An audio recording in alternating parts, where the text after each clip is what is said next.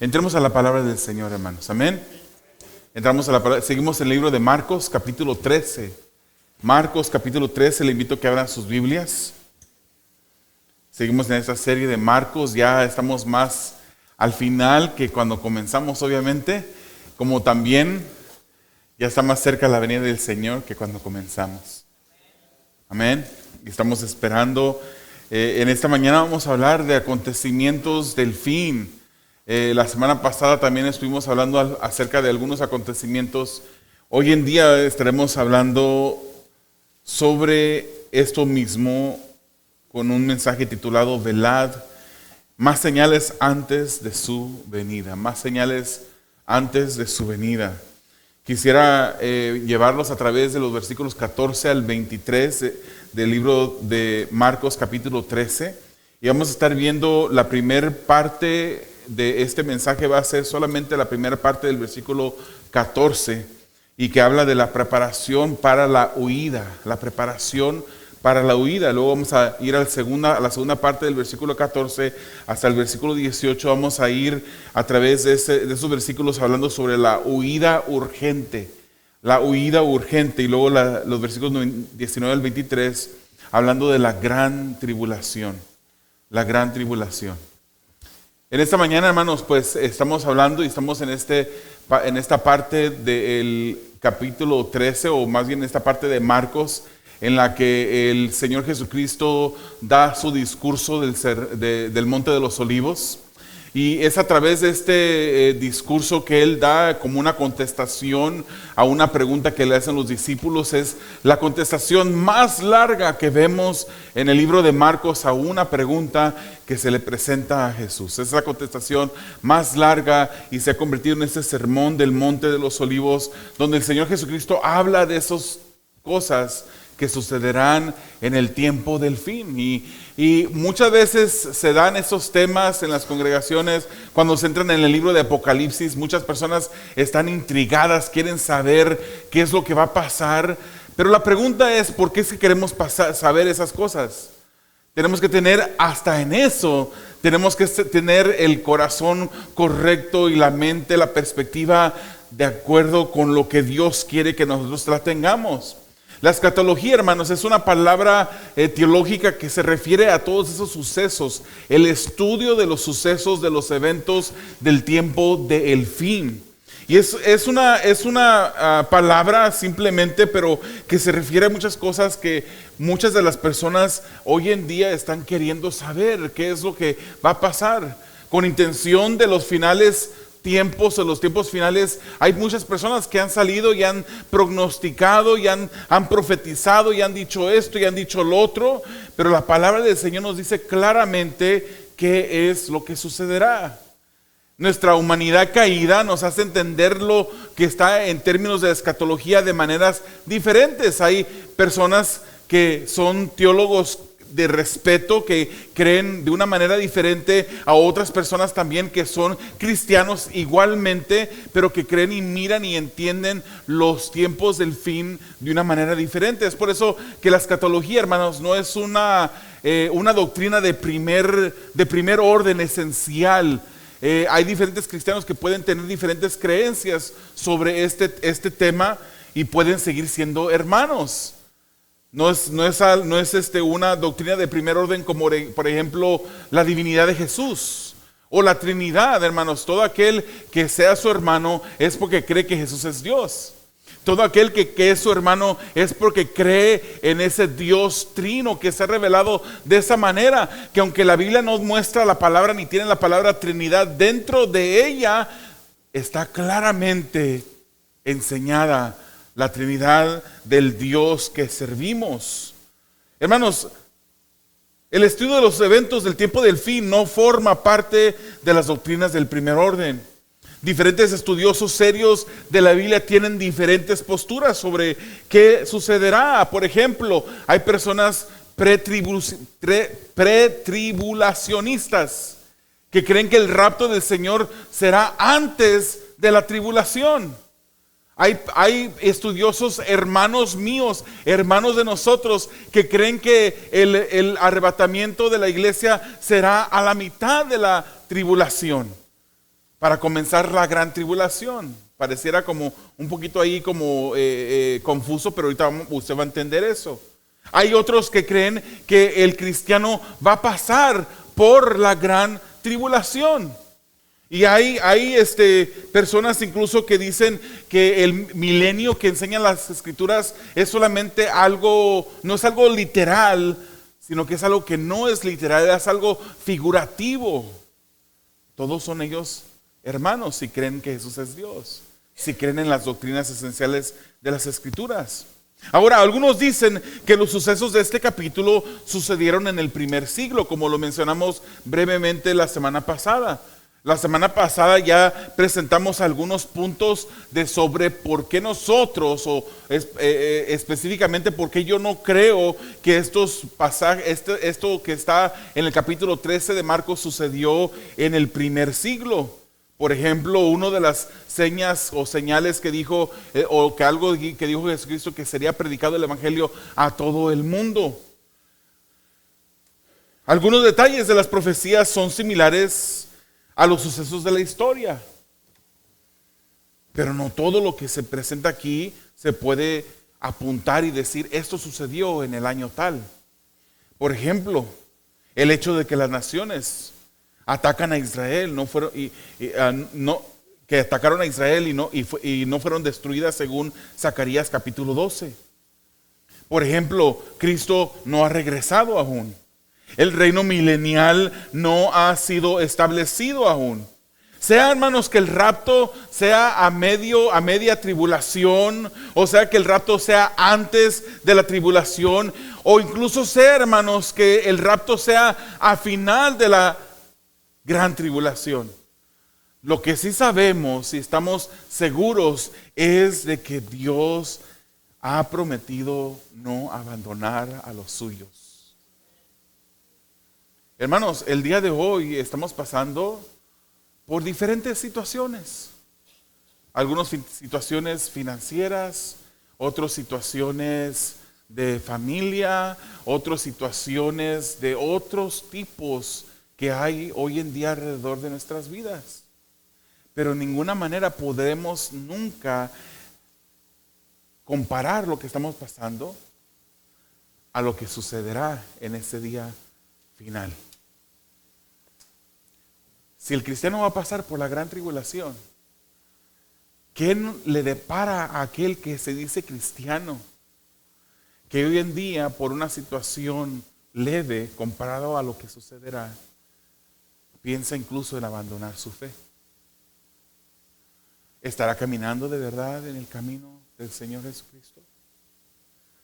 Él también, hermanos, prometió estar con nosotros hasta el fin, hasta el último día. Él prometió llevarnos con Él a vivir. Y porque Él lo prometió, lo creemos, ¿verdad que sí? Lo creemos.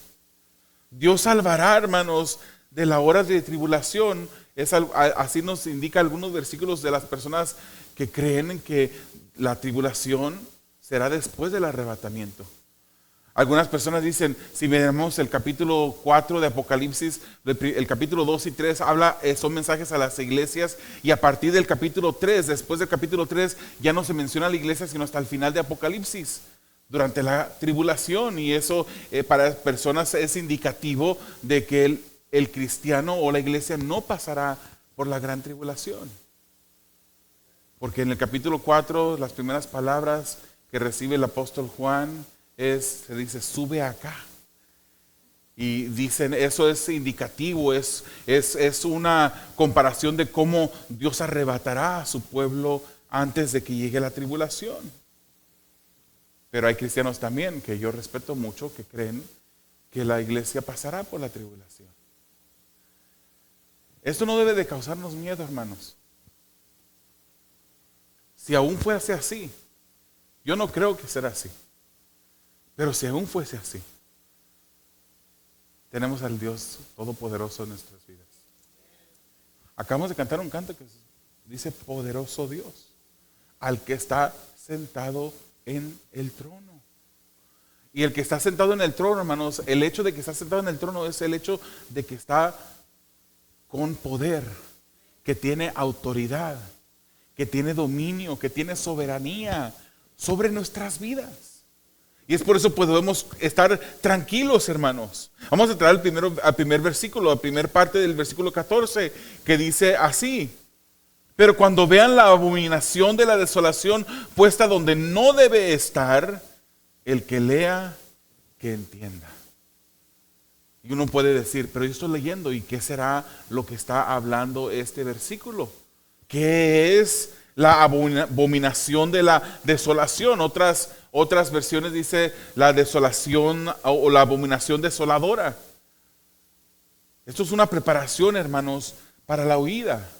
Dios, Jesucristo, está en este momento dando una señal de lo que sucederá inmediatamente antes de la gran tribulación.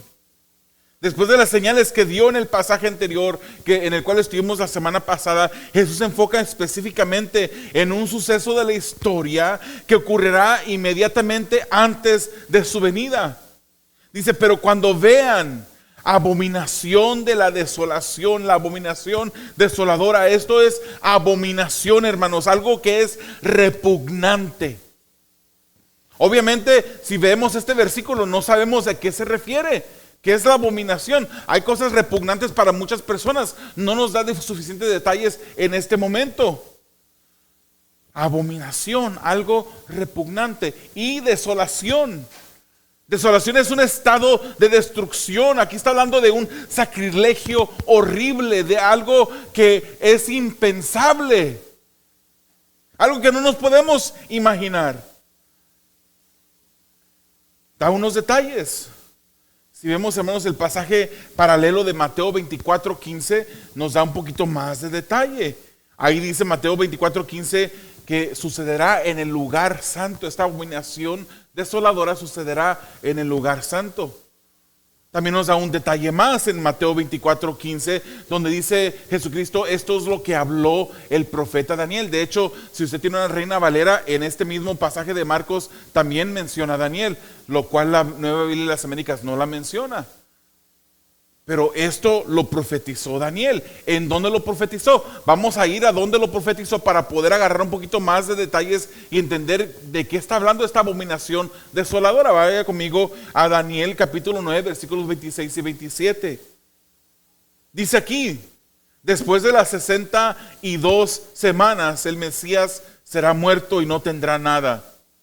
Y el pueblo del príncipe que ha de venir destruirá la ciudad y el santuario. Su fin vendrá con inundación.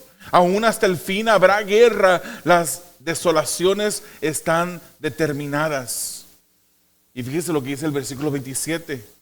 Y él, hablando de este príncipe, hará un pacto firme con muchos por una semana. Pero a la mitad de la semana pondrá fin al sacrificio y a la ofrenda del cereal. Sobre el ala de abominaciones vendrá el desolador hasta que una destrucción completa, la cual está decretada, sea derramada sobre el desolador. Ese es el profeta Daniel hablando cientos de años antes de lo que Jesucristo habló aquí en el capítulo 13 de Marcos. Él está hablando de un príncipe, un gobernante.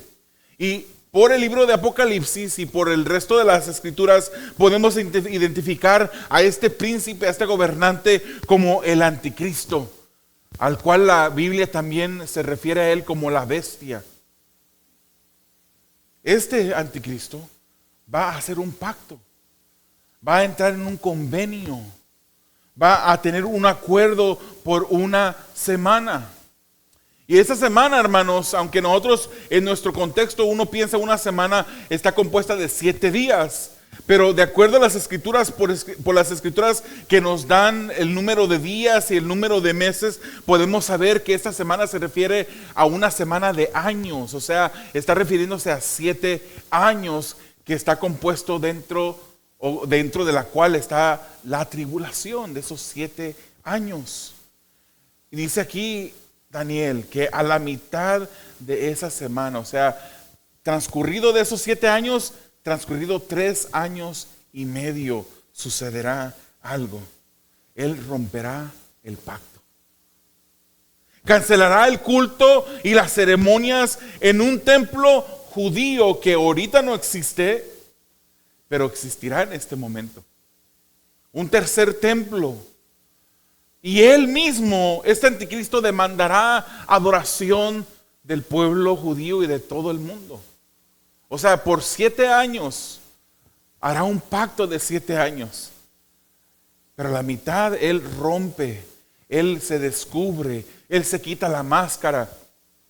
En este templo, el tercer templo que estará en Jerusalén, él terminará con el culto, con las ceremonias religiosas. Y es en ese momento cuando viene y llega lo peor. Lo peor, hermanos, el anticristo, la bestia, profanará el templo haciendo un sacrilegio. Y eso es lo que Jesucristo llama la abominación desoladora. El anticristo blasfemará el nombre de Dios. También lo menciona el apóstol Pablo en 2 de Tesalonicenses capítulo 2, versículo 4. Dice, este se pone y se exalta sobre todo lo que se llama Dios o es objeto de culto, de manera que se sienta en el templo de Dios presentándose como si fuera Dios. Este hombre que vendrá, que convencerá al mundo de hacer un pacto con él, llegará como una persona amigable, como una persona, un gobernante, un príncipe en el mundo que podrá incluso solucionar diferentes problemas que otros gobernantes no han podido solucionar. Y cuando miren a aquel hombre, las personas van a decir, este es, incluso los judíos pensarán que este fue el Mesías que fue profetizado. Lo recibirán, lo aceptarán, lo cual no hicieron con Jesús. A Jesús lo rechazaron, el verdadero Mesías lo rechazaron, pero a este hombre lo aceptarán. Un evento que sucedió, hermanos, después de Daniel, que lo vimos en el año 167 antes de Cristo, tiene algunas cosas, algunos detalles que uno pudiera decir, esto es de lo que hablaba el profeta Daniel. En el año 167 antes de Cristo, Antíoco IV profanó el templo que estaba en aquel entonces. Esta es una profecía, hermanos, de Daniel. Es una profecía que podemos decir que en ciertos puntos tiene una doble aplicación. Porque vimos que se cumplió parcialmente lo que dijo Daniel, pero porque no se ha cumplido, entonces quiere decir que como la palabra es veraz, se va a cumplir todo lo que dijo Daniel. Antíoco IV, construyó un altar a Zeus sobre el altar de los holocaustos y allí mismo sacrificó a un cerdo, un animal detestable, un animal impuro para la religión judía. En ese tiempo él mató a muchos judíos, él hizo de muchos de ellos esclavos, prohibió que se circuncidaran, una ceremonia, un proceso, una práctica del judaísmo. Y obligó a judíos a sacrificar a ídolos, incluso a comer cerdo. Pero esto no es lo que habla Jesús y Daniel como el cumplimiento completo de lo que están hablando, hermanos. Porque no hizo pacto, Antíoco no hizo pacto con los judíos por 7 años. Incluso Jesucristo habló de esos eventos como futuros 200 años después de Antíoco. Esas eran cosas que iban a suceder. Cuando vean la abominación desoladora, en este momento sucederá algo. Y eso es lo que llamamos, hermanos, la gran tribulación. No sé si usted sabe, hermanos, pero los 7 años se le llama la tribulación. Pero la segunda parte de estos 7 años es a lo que nos referimos con la gran tribulación. Todo está compuesto dentro de la tribulación. Es la tribulación, esos 7 años. Pero la segunda mitad es a lo que nosotros nos referimos como la gran tribulación. Apocalipsis 3, hermanos, versículo 5, nos dice, y se le dio autoridad para actuar durante 42 meses. 42 meses son 3 años y medio. Mateo 24, 21 dice, porque habrá entonces una gran tribulación, tal como no ha acontecido desde el principio del mundo hasta ahora, ni acontecerá jamás. Esta palabra de gran tribulación no la inventamos nosotros, Jesucristo mismo la nombra una gran tribulación. Daniel 12, versículo 1 dice: será un tiempo de angustia cual nunca hubo desde que existen las naciones hasta entonces. Todas las cosas que han sucedido, hermanos, no se compararán a lo que sucederá en aquel día futuro. Y dice el Señor Jesucristo: el que lea, que entienda. El que lea, que entienda. ¿Usted cree que los discípulos leyeron? ¿Sería que eso estaba refiriéndose a los discípulos? Es por eso también que creo yo que esto no fue algo que ya sucedió en la historia ni en el primer siglo. Él está diciendo: el que lea, que entienda. Nosotros estamos leyendo.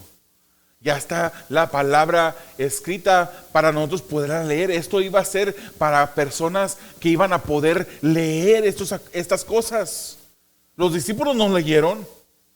Esto fue para cristianos de los tiempos después de los discípulos, especialmente los que estén en la tierra durante este gran y terrible tiempo de angustia. Hermanos, el incremento de la maldad que experimentamos el día de hoy es una antesala a lo que viene. El tiempo de la gran tribulación es anunciado por Jesús. Y es anunciado como una advertencia para que estemos velando, para que estemos enfocados en alerta de las cosas que sucederán. Yo quisiera también decirles, hermanos, que sería bueno examinar la razón por la cual nosotros queremos saber. Hay personas que dicen: ¿para qué estudiar esto del tiempo del fin si vamos a ser arrebatados? Vamos a ser arrebatados, no vamos a estar aquí. Está en la palabra. Queremos conocer lo que la palabra nos deja escrito. Y aun cuando hay diferentes posiciones por cristianos sobre estos acontecimientos, debemos estudiar lo que el Señor nos dice acerca de los acontecimientos del fin. Pero ¿por qué queremos saber? ¿Tenemos miedo de que lo que acontecerá? ¿Venimos a la iglesia porque tenemos miedo de que nosotros vayamos a encontrarnos sin Dios en este tiempo? ¿Será que la gran tribulación sucederá después del rapto y pasaremos por eso? Yo tengo miedo de que estaré pasando por esa tribulación, gran tribulación. ¿O será que estamos deseando, hermanos, que todo esto se cumpla? Porque cuando esto se cumpla, hermanos, será su venida. Él volverá a la tierra. Y no confundamos dos cosas, hermanos. No confundamos el arrebatamiento de la iglesia con la venida del Señor. Él volverá. Él volverá, hermanos, y volverá a reinar. Veamos la segunda parte del versículo 14 al 18. La huida urgente. Entonces los que estén en Judea huyan a los montes. Y el que esté en la azotea no baje ni entre a sacar nada de su casa. Y el que esté en el campo no vuelva a tomar su capa. Pero hay de los que estén en cinta y de las que estén criando en aquellos días. Oren para que esto no suceda en el invierno. O sea, hermanos, estos son unos versículos instructivos sobre lo que deben de hacer aquellos que miren al suceso de la abominación desoladora. Cuando miren que eso sucede, corran, dice el Señor Jesús. Huyan. Huyan. Hermanos, es como si hubiera un incendio, ¿verdad? Si aquí hay un incendio, no le vamos a decir: hermanos, tengamos paciencia, el primer piso ahorita está incendiado, pero ya llamamos a los bomberos, ahorita llegan los bomberos y van a apagar el fuego. No. Si está incendiado una parte del edificio, ¿qué es lo que hay que hacer? Es huir del incendio. Si hay escapatoria, todavía podemos salir antes de que las salidas sean llenas de fuego. Es así, hermanos, es la única respuesta lógica. Cuando ven esa abominación desoladora ocurrir, huyan, porque la ira del anticristo estará enfocada no solamente en Israel, hermanos, sino también en todo aquel que decida seguir a Jesucristo en este tiempo. Todos aquellos que se conviertan en creyentes en el tiempo de la tribulación. Hay personas que dicen, y he escuchado decir, yo voy a esperarme hasta la tribulación. Hoy voy a vivir mi vida como yo quiera vivirla aquí. En aquel tiempo yo entregaré mi vida al Señor. Y hay personas que yo he escuchado contestar, sí, ahorita con la ayuda del Espíritu Santo, que está ayudándonos, que está deteniendo la maldad, no obedecemos, no seguimos al Señor, ¿qué pasará en aquel entonces? La ira del anticristo estará enfocada en Israel, hermanos. Tendrán que huir, tendrán que esconderse las personas en la llanura. Habrá una urgencia increíble. No habrá tiempo para hacer maletas. No habrá tiempo para bajar, para estar en la terraza de tu casa y entrar adentro de tu recámara para hacer maletas. No, de ahí mismo tendrás que salir de tu casa. Hacer una huida urgente. Porque entrar a la casa y hacer maletas va a ser para esas personas una misión suicida. Habla de las embarazadas. Son mencionadas porque una mujer embarazada puede huir también, pero de una manera más despacio. El invierno es mencionado porque este puede causar contratiempos. Hermanos, este tiempo será un momento de caos. Los creyentes en ese momento serán perseguidos, no para ser cuestionados, serán perseguidos para ser asesinados. Huyan, dice el Señor Jesucristo. Esta situación se avecina, hermanos. Y debemos de estar preparados. Debemos de estar alertas, velando. Y de nuevo, hermanos, sería bueno examinar por qué razón nosotros deseamos estar alertas. ¿Por qué estamos nosotros, qué sentimos al escuchar e imaginarnos todas estas cosas suceder? Entremos a la última parte, hermanos, versículos 19 al 23, la gran tribulación. Porque aquellos días serán de tribulación, tal como no ha acontecido desde el principio de la creación que hizo Dios hasta ahora, ni acontecerá jamás. Si el Señor no hubiera acortado aquellos días, nadie se salvaría, pero por causa de los escogidos que Él eligió, acortó los días. Entonces, si alguien les dice, miren, aquí está el Cristo, o miren, ahí está, no le crean, porque se levantarán falsos cristos y falsos profetas, y mostrarán señales y prodigios a fin de extraviar, de ser posible, a los escogidos. Pero ustedes estén alertas, vean que se lo he dicho todo de antemano. El mundo no ha conocido un tiempo tan terrible como este, hermanos. Si usted puede pensar en momentos difíciles de la historia, usted puede pensar seguramente en la Segunda Guerra Mundial. En la Segunda Guerra Mundial fueron asesinados 6 millones de judíos y muchos millones más de otros países por los nazis alemanes.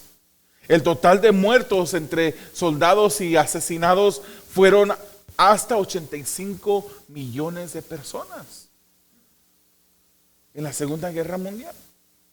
La peste negra en el siglo XIV mató hasta 200 millones de personas que murieron por esa peste negra.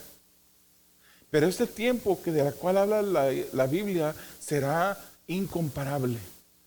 Superará en mortandad a cualquier otro suceso mundial que ha pasado. En este tiempo, de acuerdo a Apocalipsis, usted lee Apocalipsis 6 hasta el capítulo 16, ocurrirán los siguientes sucesos. Usted lo puede leer en su casa, capítulo 6 al 16. Grandes terremotos, ocurrirán granizo y fuego que destruirán la tercera parte de la vegetación del planeta. Una tercera parte del océano se convertirá en sangre. Una tercera parte del agua dulce se convertirá en veneno. Se oscurecerá el sol y las estrellas. Una gran cantidad de espíritus malos atormentarán a los habitantes de la tierra con liberalidad, con libertad. Una tercera parte de la población morirá. Si hoy pasara eso, hermanos, serían 2.660 millones de personas morirían. Hoy sería esa una tercera parte. ¿Quién sabe cuántos habrán en el momento cuando pase esto? Habrán llagas insoportables. Todo el mal se encontrará después en sangre, y a consecuencia de eso, todo ser marino morirá. Los ríos se convertirán en sangre. Habrá oscuridad. Será un tiempo cual nunca la humanidad ha visto.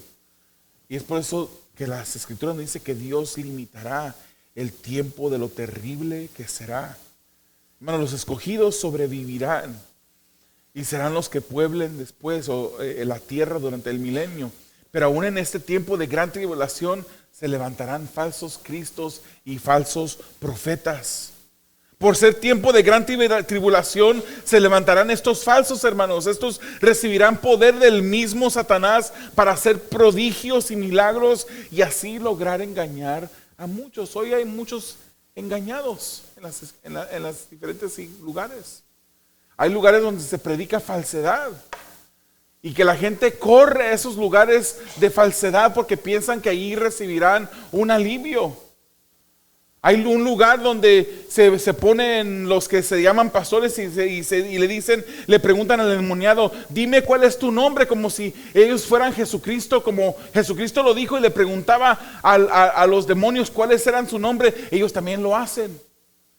Y van a esos lugares de sanidad y de liberación cuando el cristiano no puede estar poseído. Hermanos, escúchenme muy bien. El cristiano no puede estar poseído. Si usted va a uno de esos lugares a ser liberados, porque usted no es un hijo de Dios. Y el Espíritu de Dios no vive dentro de usted. No puede habitar un demonio dentro de usted y habitar el Espíritu Santo dentro de usted. No puede. Amén. Y hay lugares así, hermanos, que hacen milagros, que hacen prodigios. Hoy en día, no tenemos que esperarnos a esos momentos. Hoy en día ya hay personas engañadas que van tras estas personas y siguen sus enseñanzas. Pero en este momento será peor. Estos falsos cristos y falsos profetas se levantarán y con el poder mismo de Satanás harán prodigios, harán milagros y la gente los seguirán. La gente caerá engañada. Y Jesús apunta, hermanos, a lo ingenioso de sus prodigios y milagros. Serán tales milagros y prodigios que si fuera posible engañar a los escogidos, también los engañarían, porque serán prodigios y milagros espectaculares, maravillosos. Aunque no es posible que el elegido sea engañado, hermanos. No es posible.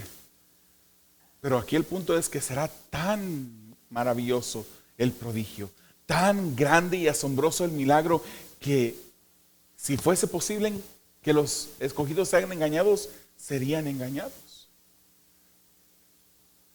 Nosotros debemos de estar alertas, porque su venida es pronto ya, hermanos. La gran tribulación es el tiempo en el que se juzgará la maldad e incredulidad del mundo. Pero también, hermanos, será un tiempo de disciplina a la nación que rechazó a su Mesías, a la nación de Israel. Pero también un tiempo de trato especial de Dios para que se arrepientan, para que se arrepienta este pueblo que rechazó a su Mesías. Jeremías 37 dice, ¡ay! ¡Ay! Ese es un grito de profundo dolor. ¡Ay! Porque grande es aquel día, no hay otro semejante a él. Es tiempo de angustia para Jacob. Esto es Israel, mas de ella será librado. ¿Por qué Israel, hermanos? Hay por ahí una teología que se llama la teología del reemplazo. Hay un nombre más difícil, el supersesionismo. Es una teología de reemplazo que dice que Israel ha sido rechazado por Dios, que ha sido hecho a un lado porque ellos rechazaron al Mesías, ahora Dios los ha hecho a un lado. Tenga cuidado con esta teología. Cuando usted escucha a un predicador predicar de esta manera, no, hermanos, no es así. Esta teología del reemplazo alega que Dios ha hecho a Israel completamente a un lado y que ha reemplazado a ese pueblo con la iglesia. Ahora, ¿la iglesia es un pueblo de Dios? Claro que sí somos. Pueblo escogido, real sacerdocio. Amén. Somos pueblo de Dios. Pero nosotros no hemos reemplazado a Israel. La iglesia tampoco ha reemplazado, y dice esta teología que como la ha reemplazado también ha heredado las promesas que Dios hizo a Israel. Esta es una posición figurativa del significado de las escrituras, hermanos. El que piensa así tiene una posición que se llama una posición figurativa. Eso es problemático porque entonces Dios no cumple las promesas que Él hace. Dios no termina, no lleva a cabo las promesas, Él rompe las promesas. Pero no es así, hermanos. Nosotros tenemos una posición literal de las escrituras. Dios no ha sustituido a Israel. Sus promesas Él las cumplirá. Incluso si usted ve el libro de Romanos capítulo 11, es un capítulo completamente dedicado a el pueblo de Israel y su trato futuro de Dios sobre esta nación. Es un capítulo que habla sobre el trato. Es por eso que al comienzo se comenzó este servicio leyendo una porción de ese capítulo 11 de Romanos. Habla ese capítulo 11 de esas ramas silvestres. Son los gentiles, ahí estamos nosotros, que somos creyentes, que somos injertados en ese olivo. En ese olivo que representa al pueblo de Dios. Pero las ramas naturales son el pueblo judío. Los judíos en ese capítulo 11 sí dice que son cortados del olivo por causa de su incredulidad. Y que Dios usa el celo de los judíos cuando ellos miran que las ramas injertadas, las ramas silvestres son injertadas en el olivo para causar celos en estos judíos y que así ellos sean movidos al arrepentimiento y que de esa manera sean reinjertados. Romanos 11, 26 a 27 dice, así todo Israel será salvo, tal como está escrito, el libertador vendrá de Sión, apartará la impiedad de Jacob. Y este es mi pacto con ellos cuando yo quite sus pecados. Dios cumplirá esto en el pueblo de Israel. Zacarías 12:10 nos dice, y derramaré sobre la casa de David y sobre los habitantes de Jerusalén el espíritu de gracia y de súplica, y me mirarán a mí, a quien han traspasado. Y se lamentarán por él como quien se lamenta por un hijo único. Y llorarán por él como se llora por un primogénito. Está hablando del pueblo de Israel. Esta gran tribulación, hermanos, será un tiempo de angustia.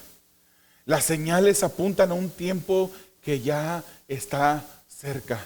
Y como cristianos tenemos que estar velando, alerta, abiertos nuestros ojos a las señales del tiempo. Cómo la maldad va incrementándose, hermanos. Debemos velar, hermanos. Pero ¿será que deseamos prepararnos solo por miedo a vivir todos estos sucesos? ¿O estamos velando porque estamos esperando la venida de nuestro Señor?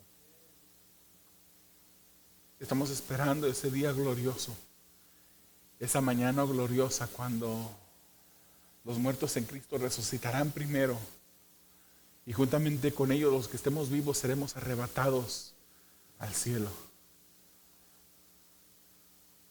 ¿Por qué estamos alerta? ¿Por qué es que estamos aquí en esta mañana? Porque somos hijos de una madre, un padre o una familia cristiana y tenemos que venir a la iglesia. ¿O estamos aquí porque amamos a Dios? Porque queremos venir y congregarnos, obedecer lo que Él dice en su palabra, que no dejemos de congregarnos como algunos tienen por costumbre. Y más bien dice, más bien ahorita es más urgente, ahorita que el tiempo se está acercando,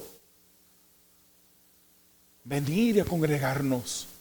Porque es que venimos aquí para alabarle, para glorificar su santo nombre, porque deseamos estar en comunidad con los hijos de Dios. Pero en realidad estamos aquí porque tenemos miedo, porque es una rutina, es lo que se hace en un domingo.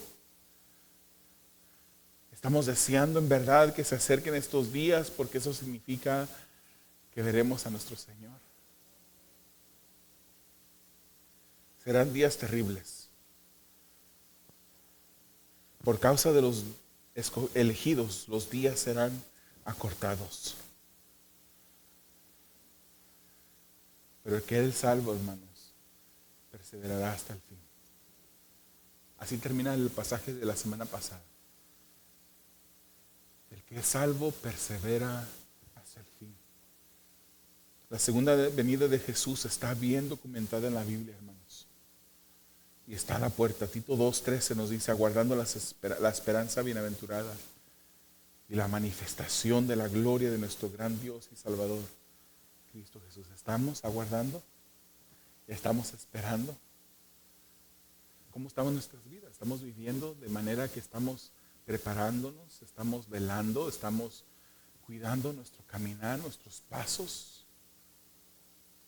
Mateo 24:44 dice, por eso también ustedes estén preparados, porque a la hora que no piensan, vendrá el Hijo del Hombre.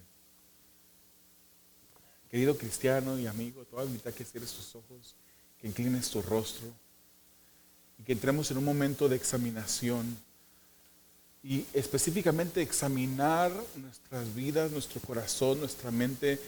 ¿Cuál es la razón por la que nos interesan los detalles del tiempo del fin? ¿Por qué? Porque nos imaginamos una historia emotiva, unos sucesos como de película, una bestia que se levanta dominando el mundo entero. Y se nos hace asombroso eso. ¿Será esa la razón por la cual nos interesa conocer los tiempos del fin? O más bien será porque estamos obedeciendo a nuestro Salvador, que tenemos que estar velando. Hermanos, velar es ordenanza general para todo cristiano. Todos debemos de estar velando. Los que pasarán y los que no pasarán por la gran tribulación deberán de estar velando, vivir una vida velando. Porque crees que la palabra del Señor nos dice que cuidemos nuestra salvación con temor y temblor, porque se puede perder. Absolutamente no, no se puede perder. Pero la salvación que hemos recibido ha sido una salvación que hemos recibido a precio de sangre. Y no una sangre de mártires que han morido por la causa de Jesucristo a través de los años. Fue por la sangre preciosa de nuestro Salvador Jesucristo, que vino a este mundo sin tener que hacerlo. Él no nos necesitaba. Con o sin nosotros, Él sigue siendo el soberano, eterno Rey. Pero Él decidió. Y la ordenanza de Él es que velemos. Velemos. Pero ¿por qué estamos velando? ¿Estamos velando porque queremos escapar de ese día terrible? ¿O estamos velando porque queremos ver a nuestro Salvador?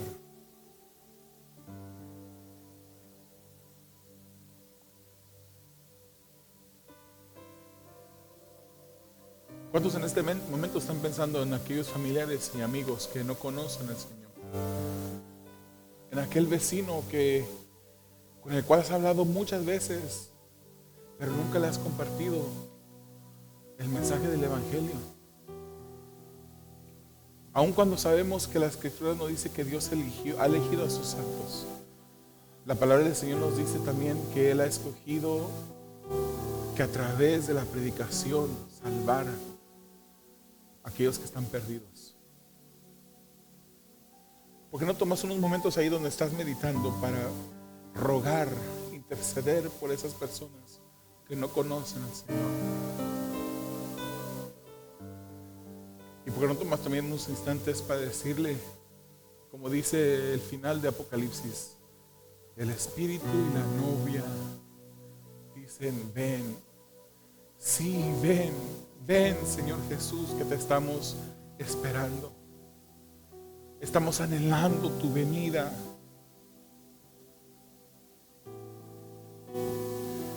Querido amigo que estás escuchando en este momento, antes de venir a Jesús por querer escapar del castigo que vendrá al mundo entero, debes de saber lo que Jesús hizo por ti. En un sacrificio de amor se entregó en tu lugar, sufrió el castigo que te pertenecía sufrir a ti. Él se entregó en una cruz del Calvario derramando su sangre para satisfacer la ira de un Dios justo. Y es solamente a través de la fe en Jesús que puedes ser tú salvo. En este momento arrepiéntete de tus pecados. Entrégale tu vida a Jesús. Pon tu fe en Él.